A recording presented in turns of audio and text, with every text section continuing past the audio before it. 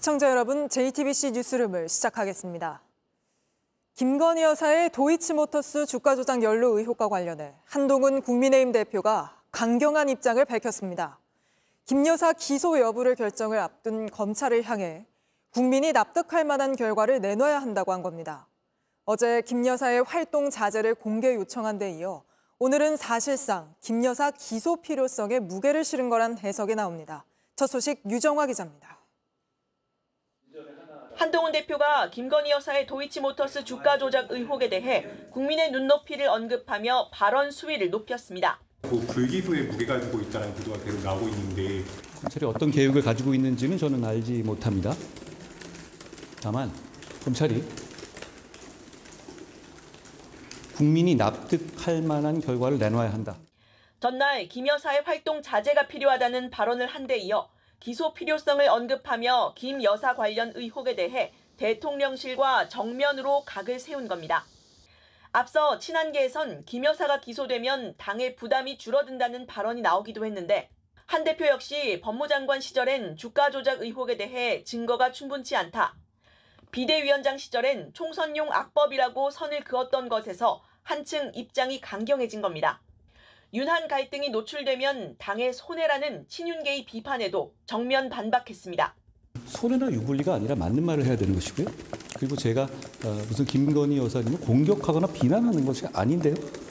친윤이든 아니면 대통령 비서실의 비서 일각이든 간에 의견이 있으면 자신의 이름을 걸고 당당하게 말씀하시면 좋겠습니다. 16일 재보선 이후 윤석열 대통령과 독대가 이뤄질 거라는 보도에 대해선 미적지근한 태도를 보였습니다. 대통령실에서 말씀하신 그 말씀이 구체적으로 아직 정해진 건 없기 때문에 제가 특별히 더 드릴 말씀은 없습니다. 대통령실 고위 관계자는 대통령 순방 후에 본격적인 논의가 이뤄질 거라고 했지만 한 대표 측 관계자는 공식적으로 용산으로부터 만나자는 메시지는 전달받은 바 없는 것으로 안다고 말했습니다.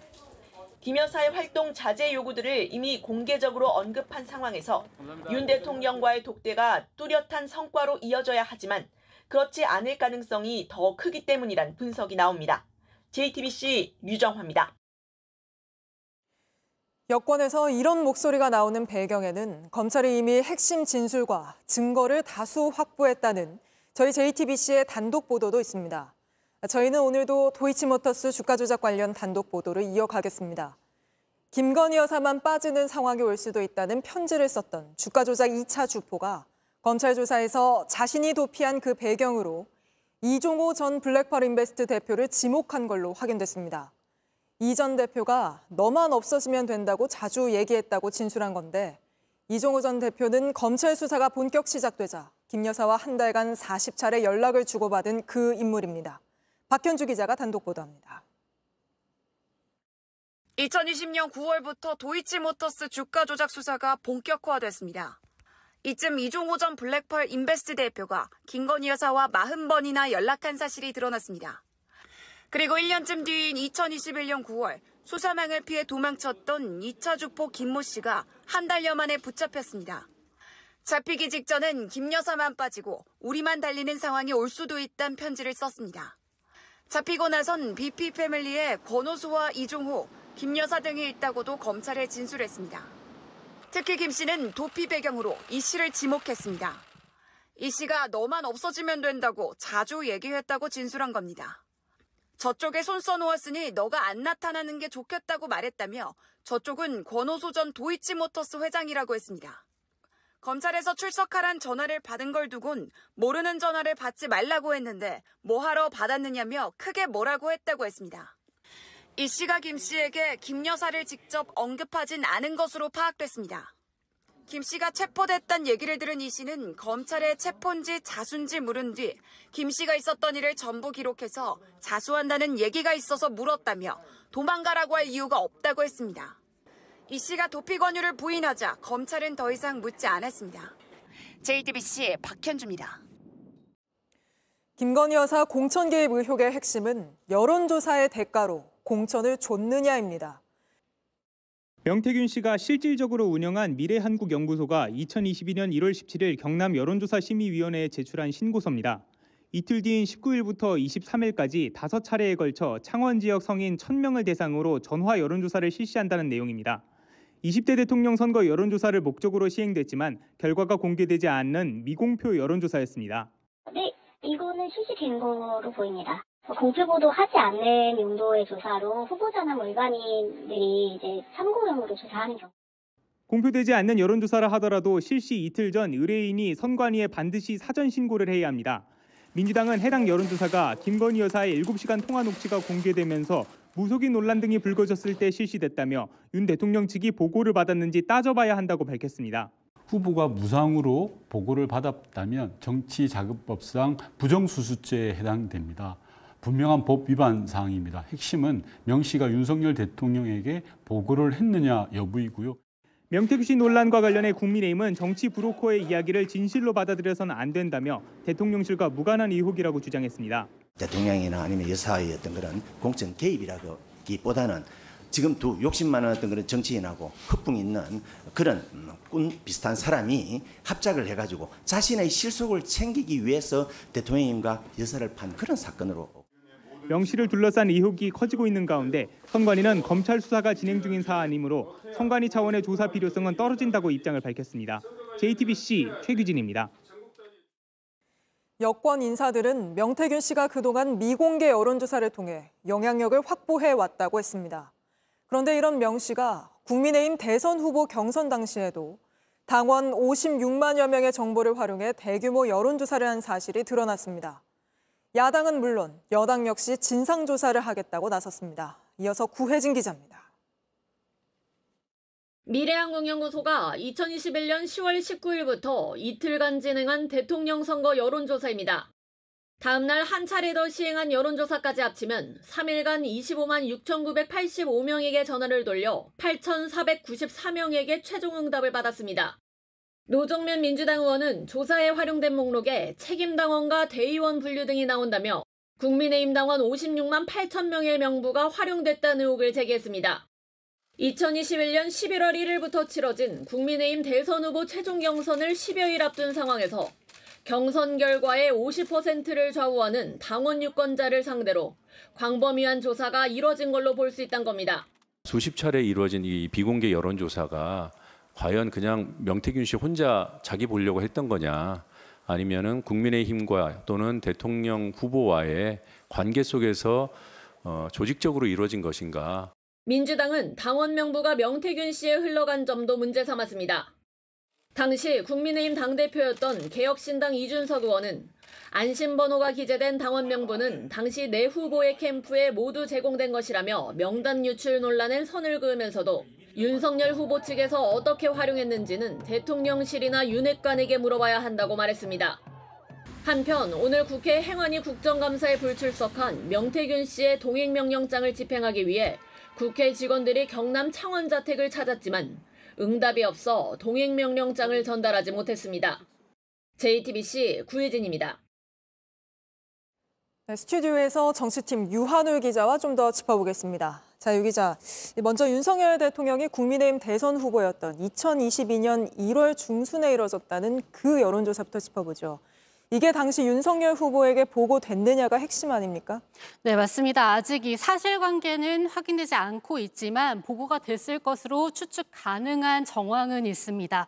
바로 명태균 씨가 이 여론조사 작업을 함께해온 강혜경 씨와 그로부터 약 한 달 뒤에 통화를 한 내용들인데요.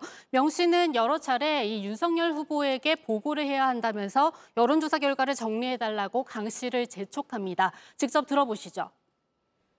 하여튼 조사 돌리면서 할 때마다 나한테 좀 이야기를 해줘요. 알겠습니다. 작업 다 하고 나한테 얘기하지 말고 그럼 수정 또 해야 되니까. 네네. 맨날 윤석열한테 보고해줘야 돼. 알겠습니다. 그거 빨리 달라고 그래. 윤석열이가 좀 달라고 그러네. 오늘 다 뽑아줘야 돼요. 윤석열 총장 문자가 왔네. 네, 강 씨는 최근 한 유튜브 채널에 출연해서 이 2022년 2월 말부터 3월 8일까지 이 여론조사를 26번 실시해서 매일 윤 대통령에게 보고했다, 이렇게 주장하기도 했습니다. 네, 강 씨는 또 명태균 씨가 이렇게 여론조사를 해주고 여론조사 비용으로 3억 6천만 원을 받으려 했다고도 주장하고 있지 않습니까?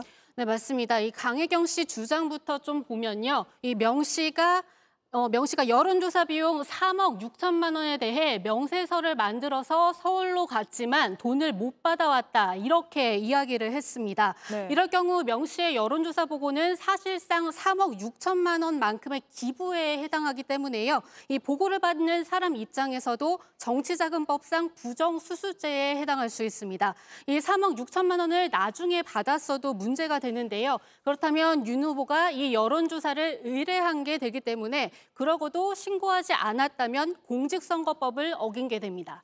그보다 앞서 국민의힘 대선 경선 당시에 이뤄졌던 그 여론조사도 지금 문제가 되고 있지 않습니까? 그 57만 명 당원 명부가 어떻게 유출됐느냐. 여당도 조사를 하겠다고 나섰던데요. 네, 맞습니다. 일단 국민의힘은 오늘 당시 당 차원에서 이 안심번호로 된 당원 명부를 선거에 활용하라면서 경선 후보 캠프들에 제공을 했다고 밝혔습니다. 네. 이럴 경우 이 위법의 소지가 있느냐가 문제일 텐데요. 선관위는 아직 사실관계가 명확하게 밝혀지지 않은 만큼 법 해석이 어렵다는 입장을 내놨습니다. 네. 그래서 이 여론조사 전문가들의 의견을 좀 두루 들어봤는데 이렇게 당에서 허용한 경우에는 문제가 될 게 없다고 합니다. 다만 당시 후보들 중 어느 쪽에서 이 명부가 명 씨에게 흘러 들어갔고 또 그 결과는 누구에게 보고됐는지 이 부분은 밝혀져야 할 문제인데요. 네. 야당에서는 이 역시 윤석열 당시 후보 측을 의심하고 있습니다. 하지만 당시 상황을 잘 아는 관계자는 JTBC에 이 다른 후보를 지목하기도 했는데요. 서범수 국민의힘 사무총장은 이 부분에 대해서 당시 각 캠프 실무자 등을 대상으로 진상조사에 들어가겠다고 했습니다. 네, 뭐 그 부분은 진상조사 결과도 함께 지켜봐야 되겠군요. 근데 대통령실 해명은 무슨 일 하는지 모르는 분의 조언을 들을 필요가 없다. 이거였는데 여권 관계자들 얘기만 들어봐도 명태균 씨를 무슨 일 하는지 모르는 사람 이렇게 볼 수 있는 건가 의문이 들던데요. 네, 이 명태균 씨 의혹이 터진 이후에 이 국민의힘 내부에서 좀 이야기를 들어본 걸 종합해 보면요. 이 오늘 나온 것처럼 명 씨가 미공표 여론조사를 돌려서 네. 그 결과를 바탕으로 이 정치인들에게 접근을 했고 그걸 바탕으로 조언을 했던 건 사실인 것으로 보입니다. 지금까지는 이 명 씨에 대해서 단순히 조언을 해온 사람 중 하나라거나 또 무슨 일을 하는지 모르는 사람이라는 게 이 대통령실을 비롯한 여권에서 나온 설명이었는데요. 오늘 제기된 의혹에선 이 현행법 위반 가능성까지 나온 만큼 추가 설명이 필요한 것으로 보입니다. 네, 대통령실 여기에 대해서 뭐 그 이후로 추가로 해명이 나온 건 없는 거죠? 네, 아직까지는 없습니다. 네, 알겠습니다. 유한울 기자였습니다. 명태균 씨에 대한 대통령실 해명이 오히려 의문을 키우고 있습니다. 일단 만남 횟수만 따져보면 대통령실은 윤석열 대통령이 명 씨를 단 2차례 만났다고 했는데 여권을 중심으로 정치권 주변에서 나오는 증언만 종합해봐도 그것만 적어도 4차례입니다. 이 밖에도 언제 처음 알게 된 건지 등도 대통령실 해명과는 엇갈리는 주장들이 있는데 먼저 임예은 기자가 보도합니다. 대통령실 해명을 육하원칙으로 뜯어보겠습니다. 지난 2021년 7월 초 국민의힘 고위 당직자가 자택에 명 씨를 데려와 처음 보게 됐다고 설명했습니다. 그리고 얼마 뒤 역시 자택에서 2번째 만남을 가졌다고 했습니다. 하지만 윤 대통령과는 최소 4번 만났고 김건희 여사와도 이쯤 만났다는 복수 증언과 정황이 나왔습니다. 7월 4일 김종인 전 국민의힘 비대위원장은 윤석열 당시 전 검찰총장과 식당에서 만났습니다. 명 씨가 함께였습니다. 일주일 전인 6월 28일 김 전 위원장은 명 씨 전화기로 걸려온 김 여사 전화를 받았다고 했습니다. 명 씨와 김 여사가 함께였습니다. 김영선 전 의원은 자신이 이 해의 명 씨를 윤석열 부부에게 처음 소개했다고 말했습니다. 그러면 6월 28일보다 더 이전, 불특정 시점에 윤 대통령 부부와 명 씨가 처음 만났을 거란 얘기가 됩니다. 7월 28일엔 이준석 당시 국민의힘 대표가 명태균 씨가 동석한 채 코바나 콘텐츠 사무실에서 윤 대통령 부부를 만납니다. 비슷한 시기 박완수 당시 국회의원이 명태균 씨와 함께 윤 대통령 자택을 방문합니다. 명 씨는 7월 6일 이준석 당시 대표와 만남에도 자택에 있었다고 말합니다. 자리에 몇 명 정도 있었던 거예요, 그러면? 자리하면 내하고 대통령하고 저 있죠, 앉았지 뭐. 집에서. 댁에서. 네. 대통령실의 추가 해명이 필요한 대목입니다. JTBC 임예은입니다. 보신 것처럼 윤석열 대통령 부부와 명태균 씨가 언제 처음 알게 된 건지는 명확하지 않습니다. 다만 명 씨는 JTBC와의 인터뷰에서 지난 2021년 초 불거졌던 정치 논쟁에 대해 자신이 윤석열 대통령에게 조언했다고 주장했습니다. 또 자신이 말한 대로 윤 대통령이 발언했다고도 했습니다. 총장 시절, 또 전 총장 시절 이렇게 표현하기도 했는데 이 시기를 윤정주 기자가 따져보겠습니다. 지난 2021년 1월 김종인 전 국민의힘 비대위원장은 라디오에서 윤석열 당시 검찰총장을 언급합니다. 내가 보기엔 별의 순간이 지금 좀 보일 거예요 아마. 본인이 그거를 파악하면은 현자가 될 수 있는 거고 파악을 못하면은 그냥 그걸로 말아버리는 거죠. 이후 같은 해 3월 이른바 윤석열 발광체 반사체 논쟁이 본격화됩니다. 스스로 빛을 내는 정치인 자격이 있느냐는 겁니다. 명 씨 주장을 들어봤습니다. 총장 시절에 저한테 연락 옵니다. 전 총장 시절에. 경선도 들어가기 전에. 그러면서 다른 정치인과 자신을 비교한 언론 기사 이야기를 꺼냈다고 말했습니다. 박사, 나는 발광체고 홍준표하고 유승민은 반사체래. 명 씨는 이렇게 조언했다고 말했습니다. 제가 한마디 하죠. 정치인은 발광체가 없어. 존재하지 않습니다. 발광체는 오직 국민만 발광체다. 그리고 같은 해 7월 1일 한 언론의 윤 대통령 발언이 보도됩니다. 지인에게 모든 정치인과 공직자는 반사체이고 오직 국민만 발광체라고 말했다는 내용입니다. 명 씨는 자신의 조언을 받아들였다는 취지로 설명했습니다. JTBC 윤정주입니다. 명태균 씨가 김건희 여사와 2년 전 캄보디아 순방을 두고 연락을 주고받았다는 발언을 놓고 논란도 있었습니다. 명 씨가 조심하라고 조언하자 여사가 감사하다는 의견을 표현했다는 겁니다. 명 씨는 해당 내용을 부인했지만 당시 여권 핵심 관계자는 JTBC에 명 씨와 여사가 나눈 메시지를 직접 봤다고 주장했습니다. 이어서 김필중 기자입니다. 2022년 11월 윤석열 대통령과 김건희 여사는 캄보디아로 순방을 갔습니다. 그런데 해당 순방과 관련해서 명태균 씨가 김 여사와 연락을 했다는 복수의 증언이 취재됐습니다. 먼저 당시 김영선 의원실 회계 담당자인 강혜경 씨는 JTBC에 명 씨와 김 여사의 연락 내용을 들었다고 주장했습니다. 여사랑 대통령이 뭔가 문제가 생길 것 같다. 전화를 해서 김건희 여사하고도 그 뒤에 맞죠. 고맙습니다라는 전화까지 받았다는 얘기를. 이태원 참사 이후라 대통령의 캄보디아 순방 자체가 비공개였는데 명 씨가 김 여사에게 조심하라고 조언했다는 겁니다. 강 씨 외에 복수의 당시 명 씨 측근들도 JTBC에 명 씨가 김 여사에게 걱정을 전달하자 김 여사가 감사하다고 답하는 메시지를 봤다며 명 씨와 여사의 친분에 매우 놀랐다고 주장했습니다. 명 씨는 JTBC에 해당 내용을 부인했습니다. 누가 그런 또 이제는 공중부양 안 한다. 하지만 여권 핵심 관계자는 JTBC에 명 씨가 직접 김 여사와 나눈 메시지를 보여줬다며 명 씨가 캄보디아 순방과 관련한 우려를 김 여사에게 전하자 여사가 어떻게 아셨어요 하며 감사를 표하는 내용이었다고 말했습니다. 대통령실은 명 씨 논란과 관련해 공식 입장을 밝혔지만 김 여사와 명 씨의 관계에 대해선 아직까지 입장을 내놓지 않고 있습니다. JTBC 김필주입니다. 네, 이번에는 대통령실의 해명을 스튜디오에서 좀 더 짚어보겠습니다. 강보들 기자가 나와 있습니다. 자, 강 기자. 우선 2021년 초 국민의힘 고위 당직자가 명 씨를 자택에 데려왔다. 이 부분부터 한번 살펴보죠. 네, 일단 7월 4일에 윤 대통령이 김종인 당시 국민의힘 비대위원장을 식당에서 만날 때 명 씨와 함께 나갔다는 건 명 씨나 김 전 비대위원장의 얘기가 일치합니다. 이 대통령실의 해명대로 7월 초 자택에서 처음 만났다면은 1, 2, 3일, 이 사흘 사이에 만났다는 얘기가 됩니다. 네. 그런데 앞 기사에서 저희가 전해드린 것처럼 발광체, 반사체 논란이 있었을 때 명 씨가 대통령과 통화를 했다면 둘이 처음 알게 된 시기는 훨씬 이전이 됩니다. 김영선 전 의원은 자신이 명 씨를 윤석열 대통령에게 추천했다 이렇게 말하지도 않았습니까? 네, 김 전 의원은 자신이 윤 대통령과 대학 동문이라 친한데 명 씨가 소개를 해달라고 해서 해줬다고 얘기했습니다. 시점은 2021년으로 보이는데요. 이 명 씨의 주장이 다릅니다. 한번 들어보시죠. 김영선 의원이 소개시켜준 거 아니에요. 김영선 의원이 윤석열 대통령하고 접점이 있어요? 서울 법대만 나오면 다 알아요? 예, 김 전 의원이 아니라 다른 사람이 소개를 했거나 어떤 식으로든 이미 윤 대통령 부부와 알고 있었다는 취지로 해석이 됩니다. 김 전 의원은 2021년에 의원 신분도 아니었기 때문에 고위 당직자가 주선한 첫 만남이란 대통령실 설명과는 차이가 있습니다. 그럼 또 다른 만남이 더 있었다고 봐야 합니다. 네, 그리고 또 저희가 취재한 내용이죠.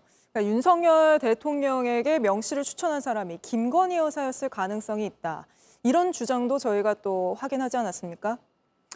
명 씨를 개인적으로 아는 한 지역 정치인은 김 여사가 명 씨를 먼저 찾았다고 주장을 했습니다. 김 전 의원의 회계 담당자였던 강혜경 씨도 같은 얘기를 했는데요. 서울 강남의 한 식당에서 명 씨와 김 여사가 처음 만났다는 겁니다. 한번 들어보시겠습니다. 처음 이제 대면했을 때 이제 뭐 조상의 정성이 많이 들어가는 뭐 자손이네요. 네, 이 이야기는 명 씨에게 전해드린 걸로 보입니다. 네. 명 씨의 허세일지 사실일지는 아직은 알 수 없습니다. 네, 대통령실의 해명을 또 하나 좀 짚어보죠. 네, 대통령실은 무슨 일 하는지 모르는 분, 명 씨에게 조언 들을 이유 없어 이렇게 해명을 했는데 여기에 대해서 명 씨는 뭐라고 주장합니까? 예, 명 씨의 얘기 먼저 들어보시겠습니다. 아무 데나 가갖고 그러면 그 사기꾼이죠. 사기꾼하고 그런 텔레그램을 주고받아요? 네, 저희랑 만날 때마다 윤 대통령을 위해 어떤 일을 했는지 다 말할 수 없다면서도 그 역할이 적지 않았다는 걸 우회적이고 반복적으로 언급했습니다. 네. 이런 공을 인정받아서 여사로부터 인수위에 들어오라는 청을 받았다고도 했는데요. 이 이야기도 들어보시죠. 여사가 좀 기분 나빴겠지 뭐. 왜 나빴겠냐? 아니 안 도와주니까. 예, 대통령실의 해명과는 거리가 있는 이야기들입니다. 앞으로 검증이 필요합니다. 네, 알겠습니다. 오늘은 여기까지 짚어보겠습니다. 강버들 기자였습니다. 네, 가혹한 군기 훈련으로 훈련병을 숨지게 한 혐의를 받는 신병교육대 중대장과 부중대장이 현재 재판을 받고 있습니다. 그런데 이들이 숨진 훈련병과 함께 가혹행위를 당했던 동료 훈련병들에게 수백만 원을 주겠다며 국선 변호인을 통해 여러 차례 합의를 요구했다는 폭로가 나왔습니다. 최은수 기자입니다. 지난 8월 27일 얼차려 사망사고로 구속돼 재판에 넘겨진 중대장과 부중대장에 대한 재판이 열렸습니다. 숨진 박 훈련병과 함께 얼차려를 받던 훈련병 A씨가 증인으로 섰습니다. A씨는 별다른 잘못을 저지르지 않았는데 완전 군장을 한 채 얼차려를 받았다며 이 일로 외상 후 스트레스 장애 진단을 받았다는 취지로 증언했습니다. 그런데 이날 증언을 하기 직전 A씨는 자신의 국선 변호인으로부터 가해자 측이 합의를 요구하고 있다는 말을 들었습니다. A씨는 사과도 받지 않았는데 합의는 부적절하다며 거부했습니다. 하지만 한 달이 조금 더 지난 이달 8일 국선 변호인은 다시 합의 얘기를 꺼냈습니다. 이번에도 A씨 측은 제대로 된 사과도 하지 않았고 중대장과 부중대장 각각 300만 원과 500만 원의 황당한 수준의 합의금을 제시했다며 거절했습니다. 국선 변호인은 A씨 등 생존 훈련병 5명을 대리하고 있습니다. A씨는 국선 변호인을 해임하고 박 훈련병 유가족 측을 대리하는 변호사로 다시 선임했습니다. 군인권센터는 가해자들이 사죄도 반성도 없이 죄를 덜 생각만 하고 있다며 엄중한 처벌을 촉구했습니다. 중대장과 부중대장의 다음 재판은 내일 오후에 열립니다. JTBC 최은수입니다. 전남 순천에서 처음 보는 10대 여학생을 흉기로 살해한 박대성은 한 시민의 신고 덕분에 경찰에 붙잡혔습니다. 저희가 당시 신고 전화 녹취를 입수했는데 여기엔 불과 1시간 전에 살인을 저지른 박대성이 희죽거리듯이 웃고 장난치는 듯한 목소리가 그대로 담겨 있습니다. 직접 들어보시죠. 김지아 기자입니다. 순천에서 10대 여성을 살해한 박대성입니다. 차량을 파손하고 난동을 부리다가 시민에게 제압당합니다. 당시 신고 녹취를 들어보니 박대성은 옆에서 거짓말이라고 외칩니다. 긴급신고 112입니다. 경찰입니다. 여보세요? 여기 가게 행패 부린 사람이 있어가지고요. 예, 그 혹시 뭐 술 취한 사람인가요? 네, 지금 폭행하고 같이 그러네요. 신고자분 폭행을 하신 거예요? 네. 그래 혹시 뭐 위험한 물건 들었어요? 차 다 떼어버리고 지금 난리가 아니네요. 차량도 파손하고요? 네, 예. 빨리 와주세요. 신고자분 거긴가 1차 아파트인데 맞아요? 네, 맞습니다. 거짓말. 알겠습니다. 금방 출동할게요. 네, 거짓말이에요. 1시간여 전에 살인을 했다고는 믿기지 않는 장난 섞인 말투입니다. 특히 시민은 신고 도중에 박대성이 웃기도 했다고 말했습니다. 잠깐만요. 여보세요? 예, 커피 무슨 점인가요? 방금 그 웃음소리. 웃음소리가 박대성입니다. 예. 신고 당시엔 살해범이라는 걸 몰랐습니다. 아, 놀랬죠. 나 이틀 동안 울었습니다. 얘가 외소해도 그 몸이 무서운 게 아니라 그 눈빛이 무서웠어요. 그냥 악마를 본다고 할까? 그 길이 밤늦게 학생이나 어르신들도 다니는 곳이라 차라리 다행이라고도 했습니다. 그래서 저한테 나타난 게 그나마 정말 다행 같다. 그래서 이모는 또 학생들이 어르신들 이 상태로 봤을 때는 사고칠 수도 있었겠다. JTBC 김지아입니다. 서울의 한 무인 창고에서 보관 중이던 현금 수십억 원이 갑자기 사라지는 일이 있었습니다. 현장에 현금 대신 종이 다발에 채워져 있었고 모른 척하라는 협박성 메모도 있었는데 결국 경찰에 붙잡힌 범인은 이 창고 관리인이었습니다. 김지윤 기자입니다. 건물 화장실 문을 여니 상자가 쌓여 있습니다. 상자 안에는 돈 뭉치가 들어 있습니다. 지난달 27일 서울 송파구의 한 무인 임대형 창고에 캐리어 6개로 나눠 보관하던 현금 68억 원이 없어졌다는 신고가 들어왔습니다. 경찰이 갔을 땐 캐리어 안에 돈 대신 A4 용지가 채워져 있었고 내가 누군지 알아도 모른 척하라.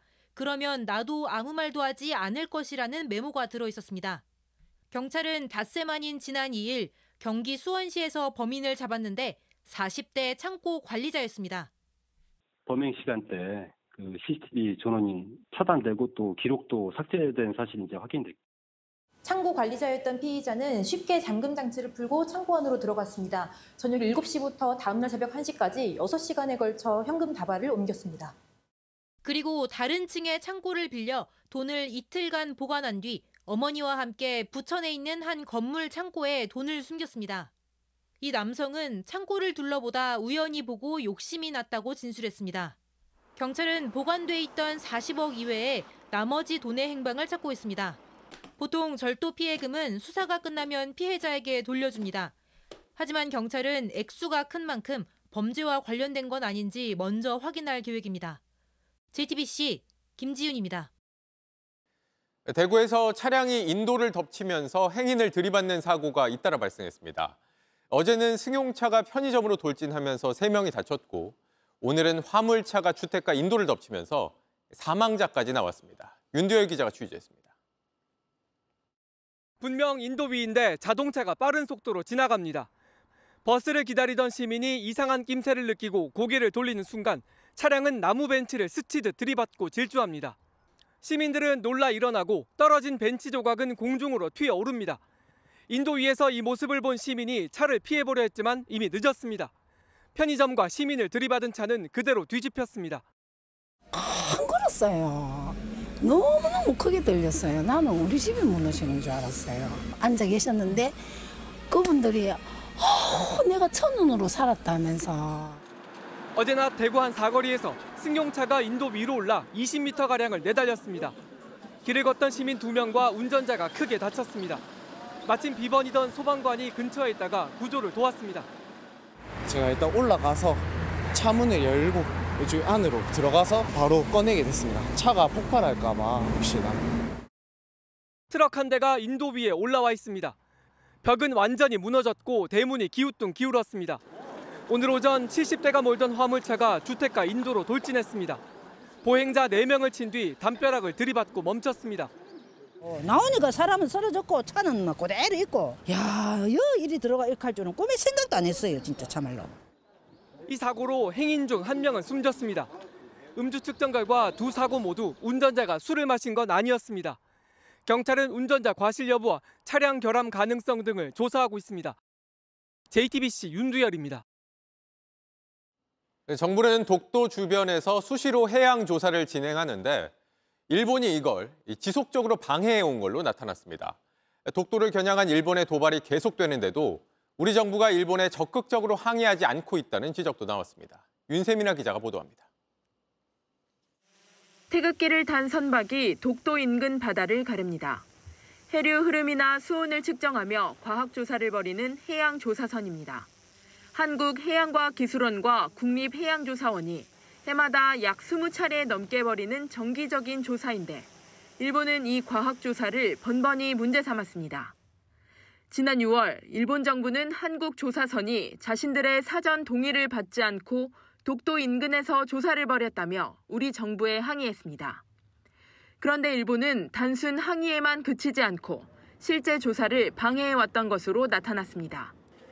해양경찰청에 따르면 일본은 지난 2019년부터 올해 7월까지 약 5년간 79회에 걸쳐 우리 측 조사를 방해했습니다.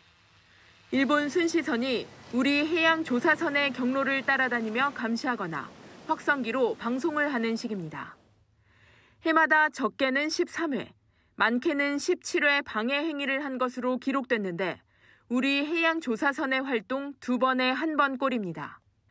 이런 가운데 우리 정부는 지난 7월 독도가 자국 땅이라고 주장하는 일본에 항의하는 논평을 내면서 정작 일본어 번역본은 공개하지 않았던 것으로 나타났습니다. 부당한 영유권 주장을 되풀이하는 데 강력히 항의한다는 내용을 담았는데 외교부가 운영하는 독도 공식 홈페이지에 한글과 영어로 올리고 일본어 번역본은 빠뜨렸습니다. 언론에 알려지자 외교부는 3개월이 지난 최근에서야 홈페이지에 일어 번역본을 올리고 실무 착오라고 했습니다. JTBC 윤세민입니다. 오늘 국정감사에서는 김문수 고용노동부 장관의 역사관 문제가 또 논란이 됐습니다. 김 장관은 인사청문회 때 일제강점기 우리 선조들의 국적이 일본이라고 주장했다가 야당 반발을 샀는데 이번에도 똑같은 주장을 굽히지 않으면서 아예 퇴장당하기까지 했습니다. 이승환 기자입니다. 김문수 고용노동부 장관은 지난 8월 인사청문회에서 일제강점기 우리 선조들의 국적은 일본이라고 주장해 논란이 됐습니다.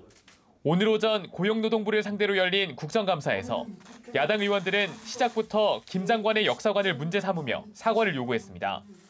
진정 어린 사과를 할 용의가 있는지, 그리고 한 달 전에 더 공부하겠다라고 얘기를 했는데 그 공부한 결과가 우리 헌법과 우리 국민들의 눈높이에 합치하는지 이 부분을 확인해 주시고.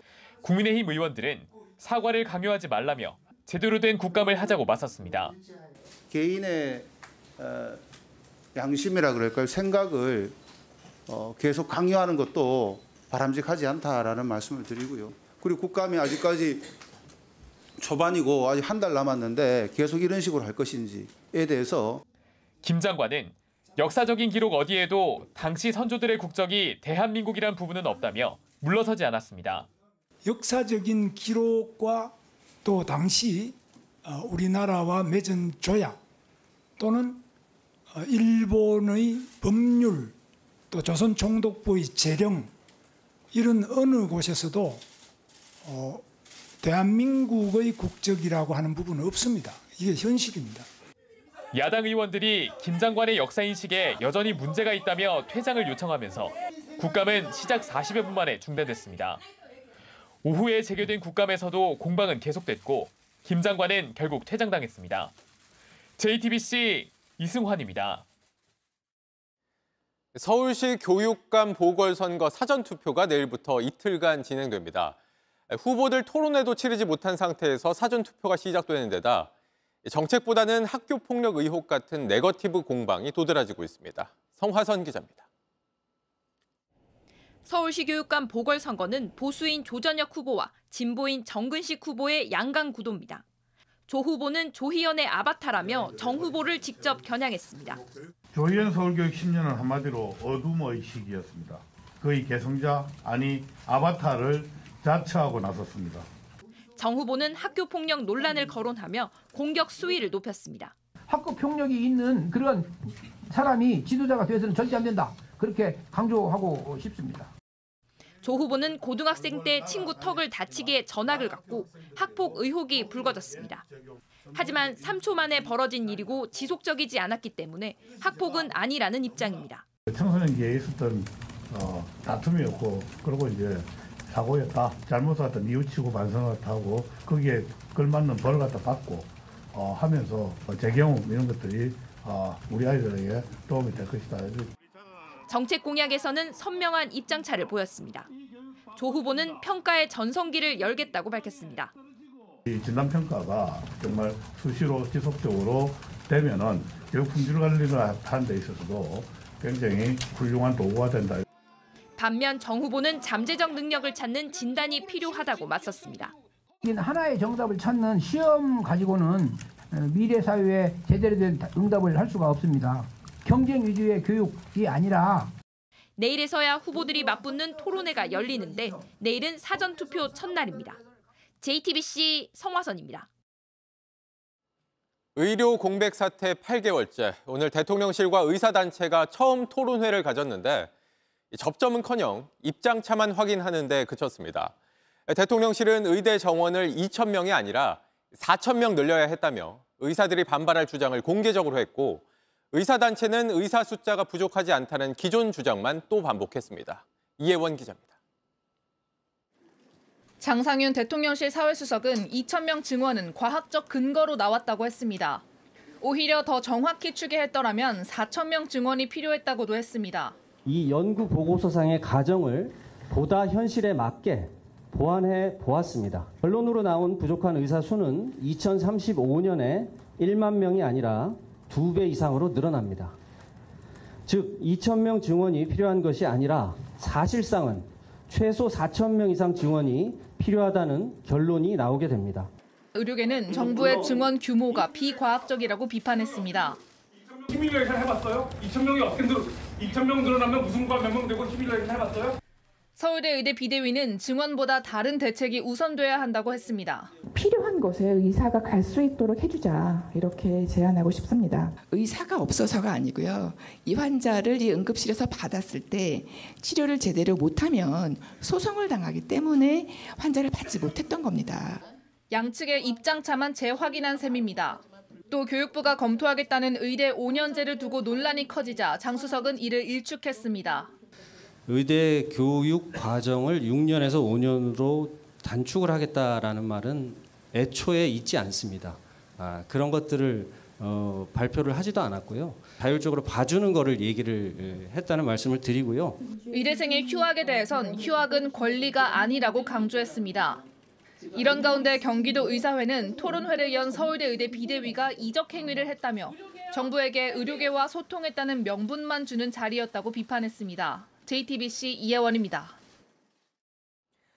아세안 정상회의 참석차 라오스를 방문한 윤석열 대통령이 이시바 시게루 일본 총리와 첫 정상회담을 했습니다. 두 정상은 긴밀한 한일 관계를 유지하고 이를 위해 셔틀 외교도 이어가기로 했습니다. 라오스 비엔티안에서 김태영 기자입니다. 첫 정상회담은 상견례 성격이 강한 만큼 두 정상은 한일 협력의 중요성부터 강조했습니다. 양국 관계의 희망찬 미래상을 제시하고 양국 국민들이 양국 관계 도약을 체감할 수 있도록 총리님과 긴밀하게 협력해 나갔으면 합니다. 특히 지난해 복원된 셔틀 외교의 취지를 이어가는 데 공감하면서 빠른 시일 내에 다시 만날 가능성이 커졌습니다. ご指摘のシャトル外交も活用しつつ、ユン大統領と緊密に連携していきたいと考えております。 두 정상은 비공개로 진행된 회담에서 북핵 위협이 고조되는 상황에 대북 공조를 한층 더 강화하자는 데에도 의견을 모았을 것으로 예상됩니다. 윤석열 대통령은 한 아세안 정상회의와 아세안 플러스 한일중 정상회의에 올해 3번째로 참석해 아세안 국가들과 협력을 강화하겠다고 밝혔습니다. 이번 정상회의를 계기로 한 아세안은 최고 단계의 파트너십인 포괄적 전략 동반자로 관계를 격상했습니다.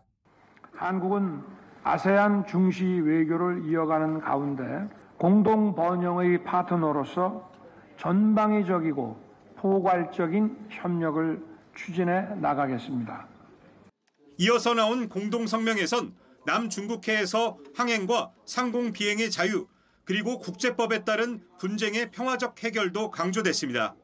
역내 주요 해상 교통로인 남중국해에서 활발한 군사 활동을 벌이고 있는 중국을 겨냥한 것으로 풀이됩니다. 윤 대통령은 내일 동아시아 정상회의 참석 일정을 끝으로 5박 6일 동안의 동남아시아 3국 순방을 마무리하고 귀국길에 오릅니다. 라오스 비엔티안에서 JTBC 김태영입니다.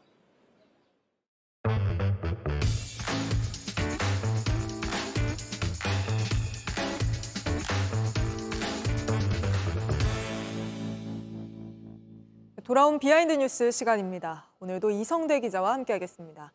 자, 이 기자 볼까요? 네, 첫 번째 이슈 보겠습니다. 자, 정체불명 마스크맨 국회에 가다. 자, 오늘 행정안전위원회 국정감사에 증인으로 출석한 진실화해위원회의 고위급 간부가 마스크를 쓰고 나와서 논란이 됐습니다. 자, 신분을 확인하기 위해서는 마스크를 벗어달라 요구를 했지만 끝까지 거부를 했습니다. 왜 그러냐? 전직 정보요원이라서 신변의 위협, 안전 등의 이유를 들었는데 직접 들어보시죠. 마스크를 벗어주실 것을 다시 한번 요구합니다. 위원장님, 저는 전 직장인 국가정보원에서 28년 동안 매국노를 찾아내고 처벌하는 일에 매진했습니다. 그러니까 뭐 예민한 일을 한 국정원 출신이라 얼굴을 공개할 수 없다는 건가요? 그렇습니다. 그런데 이제 국감의 증인으로 채택이 됐는데 정작 신분 노출의 위협을 느껴서 얼굴을 공개할 수 없다라는 건 좀 납득이 안 된다라는 주장들이 나오고 있는 거죠. 뭐랄까요? 셀프 입틀막이 아니라 셀프 얼틀막 뭐 이런 지적도 나오고 있는데 자, 거듭해서 마스크를 벗으라는 요구를 받자 이렇게 보시면 자신의 주민등록증 살짝 보여주면서 본인 맞다라고 계속 주장을 합니다. 계속 보시죠. 본인이 해당되는 그 당사자인지 누구인지 확인해야지 국정감사의 절차가 진행될 수 있습니다. 저는 제가 황인수라고 말씀드렸습니다, 위원장님. 그걸 누가 믿습니까? 본인 맞냐고 물어보시잖아요. 본인 맞습니까? 본인 맞습니다. 자, 그런데 이미 황인수 국장 얼굴이 공개된 적이 있습니다. 보시는 것처럼 위원장이 저렇게 과거에 회의할 때 마스크를 쓰지 않은 온전한 얼굴에 공개된 사진을 보여주기도 했습니다. 이런 사진들 온라인에서 찾으면 금방 나올 수 있는데 자, 유독 국회에 증인으로 출석해서 그렇다면 마스크를 벗지 못하는 건 납득할 수 없다는 지적이 나왔던 겁니다. 이렇게 얼굴에 다 공개가 돼 있는데 왜 그러면 그러는 건가요? 자, 그래서 신정은 위원장은 국회를 모독하는 거다, 조롱하는 거다라고 강하게 지적을 하면서 강제 퇴장을 시켰습니다. 자, 그런데 이 황 국장 이번이 처음이 아닙니다. 자, 지난 6월과 7월 같은 행정안전위원회 전체 회의도 이렇게 마스크를 쓰고 나와서 마스크를 벗으라는 요구에 끝까지 거부했습니다. 역시 강제 퇴장을 당했는데 오늘이 세 번째고요. 자, 그러다 보니까 이미 야당에서는 이런 사례가 있었기 때문에 재발 방지 대책을 해달라고 조치를 취해달라고 얘기를 했지만 오늘도 여전히 마스크를 그대로 쓰고 나온 겁니다. 자, 김광동 진실화해위원장, 기관장이죠. 기관장에게 재발 방지 대책을 요구했지만 김 위원장은 아무리 위원장이라도 재량껏 부하들의 어떤 마스크를 쓰라 말아라고 얘기할 수 없다고 소극적으로 답변했고요. 그러다 보니 김 위원장도 역시 같이 강제 퇴장당했습니다. 지금 현직은 아닌 거잖아요, 그렇죠? 국정원은 지금 전직인 거죠. 그래서 좀 찾아봤습니다. 자, 현직은 그럴 수 있습니다. 하지만 전직 신분이라서 공개된 장소에서 신원의 노출을 할 수 없다라는 근거 좀 희박하다라는 지적이 나옵니다. 자, 왜 그러냐? 다른 요원들을 한번 살펴보겠습니다. 자, 하동환 전 국정원 대구 지부장인데 30년 동안 대공수사를 했던 잔뼈가 굵은 베테랑입니다. 야당을 많이 비판을 보수 언론에 나와서 이렇게 했는데 얼굴을 공개적으로 공개하고 얘기한 적이 많이 있습니다. 자, 그러다 보니까 오죽하면 국민의힘에서도 황 국장의 태도가 좀 적절치 않다라는 지적을 했습니다. 들어보시죠. 저도 조금 궁금해서 국정원 쪽에 좀 전화를 해서 물어보니까 여기에서 나와서 마스크를 써야 될 의무가 있다고 대답하지는 않습니다. 마스크를 벗을 수 있는 조치들이 좀 필요하지 않는가. 네, 이게 한 번이 아니었다고 하니까 좀 더 의아합니다. 세 번째입니다. 알겠습니다. 다음 이슈 볼까요? 자, 다음 이슈 바로 보겠습니다. 불똥 튄 불꽃축제. 자, 지난 주말이었죠. 여의도 서울 불꽃축제가 열렸는데 자, 이 자리에 서울시 의원이 VIP석에서 관람을 했다는 것을 자신의 SNS에 사진을 올렸습니다. 자, 그런데 그 사진 때문에 황제 관람한 거 아니냐 이런 보도가 나와서 논란이 되고 있는데요. 자, 올해로 19번째인 이 한화 불꽃축제 올해 처음으로 유료 좌석을 만들었습니다. 1인 이 한 석당 16만 원 이상인데 그러다 보니까 이 서울시 의원이 그런 VIP석을 무료로 공짜로 이용한 게 아니냐 이런 지적들이 나온 겁니다. 아무래도 일반 시민 같은 경우에는 뭐 100만 명이 몰린다고 하잖아요. 쉽게 볼 수 없는 행사를 이렇게 VIP 자리로 봤다고 하니 특혜 시비가 나올 수 있을 것 같은데 최 의원 입장은 들어봤습니까? 그렇습니다. 뭐 청탁금지법 저촉 아니냐 이런 어떤 논란까지 나왔죠. 그래서 직접 확인을 해봤더니 자신은 한화 측의 초대를 받아 간 것이고 또 본인뿐만 아니라 여야 시의원 30여 명이 같이 갔다라고 해명을 했습니다. 네. 실제로 좀 찾아봤더니 다른 시의원도 저렇게 보시면 그 우 하단에 보시면 저렇게 VIP석에서 사진을 찍은 걸 올려놓기도 했습니다. 자, 최 의원 이렇게 저희한테 해명을 했는데요.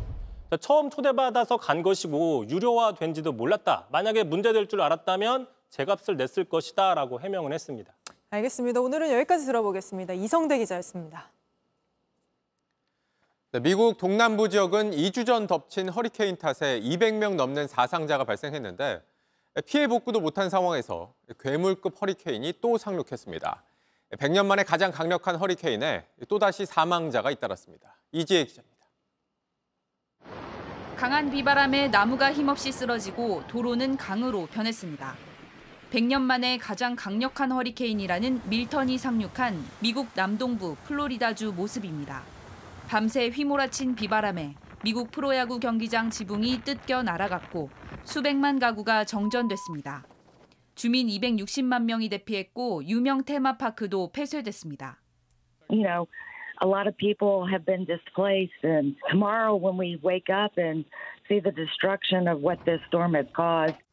플로리다주에선 허리케인뿐 아니라 최소 16개의 토네이도까지 발생해 토네이도 경보가 발령됐습니다. 도로 바로 옆에서 번개를 동반한 토네이도가 위협적으로 지나가는 모습도 목격됐습니다. 올랜도 공항 국제선과 국내선 운영과 함께 1,900편의 항공기 운항이 취소됐습니다. 현지 언론에선 사망자도 여러 명 발생했다고 전했습니다. 상륙 전 허리케인 최고 등급인 5등급이었던 밀턴의 세기는 현재 1등급으로 약화된 상태입니다. 다만 아직도 풍속이 시속 190km에 달하고 많은 비를 퍼붓고 있어 안심할 순 없는 상황입니다. 독일 순방까지 취소한 조 바이든 미국 대통령은 연방 비상사태를 승인하고 허리케인 피해 대응에 나섰습니다. JTBC 이지혜입니다. 요즘 배추값이 금값이 된 건 기록적인 폭염 때문입니다. 이런 식으로 계속 시간이 흐른다면 여름에 키우는 고랭지 배추 같은 경우에는 아예 농사지을 땅 자체가 사라질 거란 전망입니다. 이때는 금값을 줘도 못 구할 수 있다는 겁니다. 조보경 기자입니다. 지도 곳곳에 표시된 초록색과 파란색, 우리나라에서 고랭지 배추 농사를 할 수 있는 곳을 표시한 겁니다. 고랭지 배추는 시원한 곳에서 자라 배추 속이 단단하고 식감이 아삭해 인기가 많습니다. 전체 배추 생산량의 10%가량을 차지합니다. 그런데 현재 추세대로 온실가스가 배출된다는 기후변화 시나리오를 적용하면 시간이 갈수록 이 지역들은 줄어듭니다. 2050년부터 거의 사라져가는데 2060년에는 현재의 0.34%만 남게 됩니다. 2100년에는 남한에서 재배 가능 지역이 아예 없어집니다. 이게 가장 중요한 게 이제 생육기 평균 기온인데요. 기후 변화로 인해서 이제 여름 배추의 생육기 평균 기온이 높아지면서 재배 면적이 줄어들고 있는 상황이거든요. 올해도 예년에 없던 폭염 탓에 태백 지역 일부 고랭지 밭에서는 배추가 썩는 무름병이 생겼습니다. 반면 생산량이 확 늘어나는 것도 있습니다. 이 시나리오대로라면 현재 남해안과 제주 등에서만 생산되는 키위는 2090년 강원도를 제외한 전국에서 재배가 가능해집니다. 현재 제주와 남해안에서만 재배되는 난지형 마늘은 전국에서 재배가 가능할 정도입니다. 농식품부는 올해 안에 기후변화에 대응한 농산물 수급 관리 대책을 마련할 예정입니다. JTBC 조보경입니다. 올해 노벨상은 인공지능, AI가 휩쓸고 있습니다. 노벨 물리학상에 이어서 화학상까지 AI가 차지하면서 그야말로 현대과학의 앞자리에 서게 됐는데 동시에 AI가 인류의 위협이 될 수 있다는 경고도 끊이질 않습니다. 심수미 기자입니다. 8년 전 이세돌 구단과의 바둑 대결로 주목받았던 알파고. 이 알파고를 만든 구글 AI 기업 딥마인드의 최고 경영자 데미스 허사비스가 노벨 화학상을 받았습니다. 연구원 존 점퍼, 데이비드 베이커 교수와 함께 단백질 구조를 예측하는 AI 알파폴드를 개발한 공로를 인정받았기 때문입니다. 2020년부터 지금까지 190개국 200만 명 이상의 연구자들이 사용하고 있는 이 기술은 약 2억 개의 단백질 구조를 예측함으로써 질병 치료제, 백신 개발 등에 큰 도움을 줬습니다. 어제 발표된 노벨 물리학상 수상자도 AI 머신러닝의 기초를 확립한 존 호필드, 제프리 힌턴 교수가 선정됐습니다. 지난해 구글을 떠난 힌턴 교수까지 합하면 수상자 5명 중 3명이 구글 종사자인 셈입니다. 주로 순수학문 분야의 공로를 인정해온 노벨위원회가 AI 연구 분야에 상을 수여한 건 올해가 처음입니다. 그만큼 수상자들은 전혀 예상치 못했다고 말했습니다. But it was obviously super surreal, and actually my mind just went totally blank. And the Nobel is about celebrating the science that really matters to people and saying that, today and now AI is changing science. AI 영향력 확대에 대한 경고의 목소리도 나왔습니다. 물리학상 수상자인 힌턴 교수는 AI를 산업혁명에 비견하면서도 통제 불능 상태가 될 수 있는 위협에 대해 우려해야 한다고 말했습니다. JTBC 심수희입니다.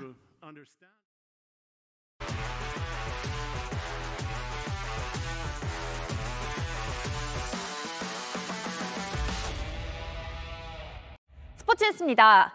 이제 3시간여 뒤면 우리 축구는 요르단과 맞붙습니다. 경기 전 기자회견에선 우리 축구에 부패 관련 의혹이 있냐는 질문을 이 요르단 기자가 던져서 술렁였는데요. 석 달째 이어진 감독 선임 논란과 손흥민 선수가 빠진 공백까지 홍명보 감독은 이 위기를 어떻게 헤쳐나갈까요? 최승기 기자가 보도합니다. Because we heard something about some corruption, open case like some case about suspect. 기자회견장은 이 질문 때문에 어수선해졌습니다. 그거는 경기 외적인 거고 중요한 거는 우리 선수들이 경기하는 것이고 나는 감독으로서 제 역할을 정확하게 할 것입니다. 요르단은 석 달째 이어지는 감독 선임 절차를 둘러싼 논란을 파고들며 홍 감독의 신경을 건드렸습니다. 안 그래도 어려운 중동 원정 경기인데 우리 축구가 올 초 아시안컵에서 요르단과 2번 싸워 한 번도 이기지 못했던 것까지 겹쳐지며 심리적으로 위축될 수밖에 없는 상황. 더구나 이번엔 주장 손흥민까지 부상으로 빠졌습니다. 한 달 전 오만전도 후반 37분 손흥민의 역전골로 귀중한 승리를 챙겼기에 경기에 뭔가 변화를 끌어낼 만한 손흥민의 공백은 크기만 합니다. 오만전이 끝나고선 대표팀이 팀 차원의 전술보다는 특정 선수의 개인 기술에 너무 의존하는 것 아니냐 지적도 뒤따랐습니다. 그거는 저하고는 완전히 다른 생각이고 그 부분에서는 제가 동의하기는 어렵고요. 대표팀을 향한 의심의 시선을 지우기 위해서라도 요르단전은 축구 내용에서도 또 경기 결과에서도 뭔가 증명해야 할 부담을 떠안고 있습니다. 논란과 싸우고 있는 홍명보 감독은 요르단전에서 이기는 축구를 하겠다고 강조했습니다. JTBC 최승기입니다. 연장 11회 초 KT 박영현 선수가 삼진을 잡곤 주먹을 불끈 쥡니다. 마무리 투수에게 3이닝 넘게 던지게 한 이 KT의 승부수가 통한 건데요. 끝판 승부를 앞둔 LG와 KT, 뒷문을 지키는 불펜에서 계속해서 답을 찾고 있습니다. 오선민 기자입니다. 비디오 판독으로 강백호의 타구가 2루타로 인정되고 LG 내야수의 충돌 덕분에 나온 내야 안타까지 연장 10일의 말은 언뜻 KT의 행운이 따른 것처럼 보였습니다. 그러나 연장 혈투를 버텨준 건 마운드 위 박영현이었습니다. KT가 5대3으로 앞선 8회 초 LG가 2점을 따라붙어 동점을 만들자 다급한 카드를 꺼냅니다. 9회를 준비하던 마무리 투수 박영현을 8회 초 투아웃 만루 위기에서 조기 투입했습니다. 신민재를 삼진 처리에 급한 불을 끈 박영현은 연장 11회까지 35개의 공으로 아웃카운트 10개를 잡았습니다. KT의 승부수였습니다. 이렇게 많은 이닝을 던질 줄도 몰랐고 저도 이렇게 3.1이닝 던질 수 있는 투수다 좀 알린 것 같고 보통 한 이닝 정도 책임지는 마무리 투수가 연장까지 막아준 덕에 KT에게 끝내기 안타의 기회가 찾아왔습니다. 박영현 선수 3이닝 투구가 인상적이었고 너무 감사하게 생각하고 있습니다. LG도 다르지 않습니다. 가을 야구에서 투수 운용은 변칙을 택했습니다. 정규 시즌엔 선발로 뛰었던 LG 투수 손주영의 쓰임새도 그렇습니다. 준 플레이오프 3차전에서 선발 최원태가 흔들리자 3회 말부터 마운드에 올랐습니다. 최고 구속 149km의 빠른 공을 앞세워 KT 타선을 꽁꽁 묶었습니다. 자신의 포스트 시즌 데뷔전에서 승리하며 잊지 못할 하루로 만들었습니다. 한다나요? 대박이라고 하겠습니다. 네.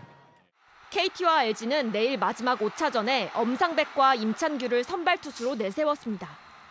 선발 투수보다는 그 뒤를 누가 책임질지 투수 운용의 묘수가 더 궁금해졌습니다.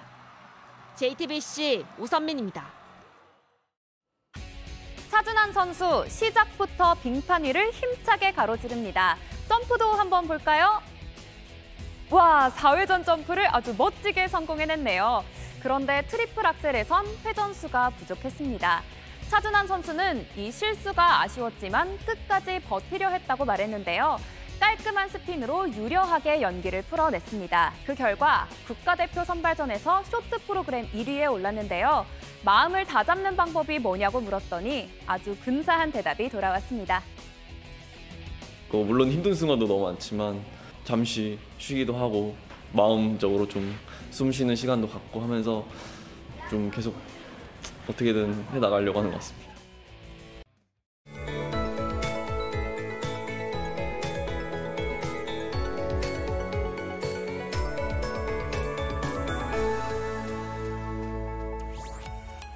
가을의 선선한 바람이 점점 익숙해지고 있는 요즘이죠. 다만 밤사이 기온이 크게 떨어지면서 큰 기온차로 인해 짙은 안개가 끼는 날이 많은데요. 내일 출근길에도 전국 내륙과 서해안에는 안개가 자욱하겠고요. 가시거리가 200m 미만으로 짧아지겠습니다. 서행 운전을 하는 등 교통안전에 더욱 신경 쓰여야겠습니다. 아침 안개만 아니라면 내일은 전국에 쾌청한 하늘이 드러나겠고요. 기온도 오늘과 비슷한 수준을 보이면서 바깥 활동하기 수월하겠는데요. 다만 낮과 밤의 기온 변화가 큰 만큼 옷차림에는 유의하셔야겠습니다. 당분간 영남 해안과 제주 해안에는 너울성 파도가 밀려오겠고 내일 밤에는 경기 남부와 충남의 공기가 탁해지겠습니다.